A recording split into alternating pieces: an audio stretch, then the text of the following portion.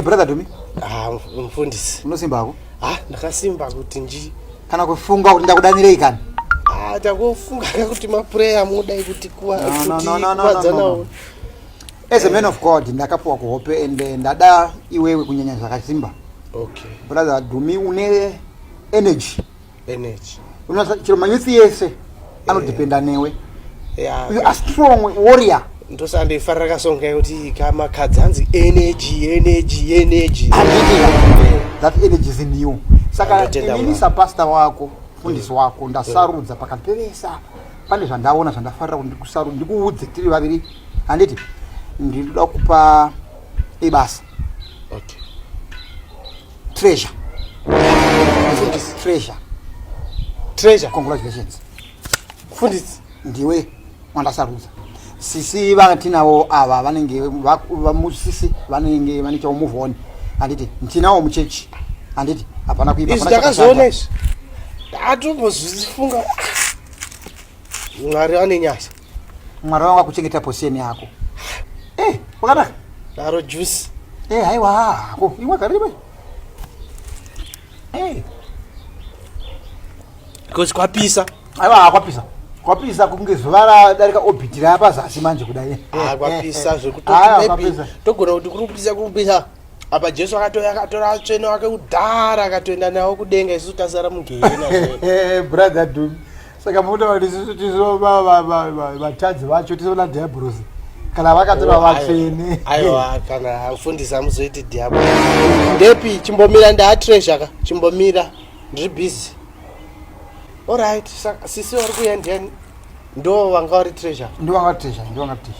Alright. Rega uye.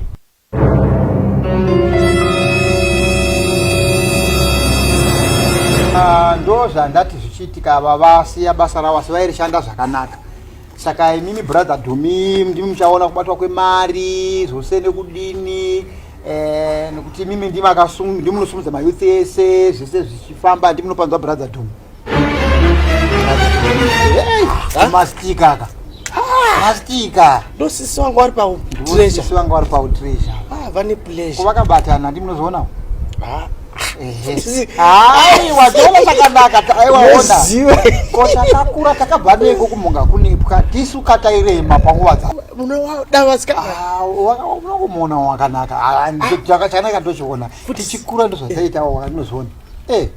Serious. Ini vasikana ndovada fundisi. Ndovada. Zvekuti basa kwandaisenza kuya kuma display kuya. Ndozvandakadzingirwa.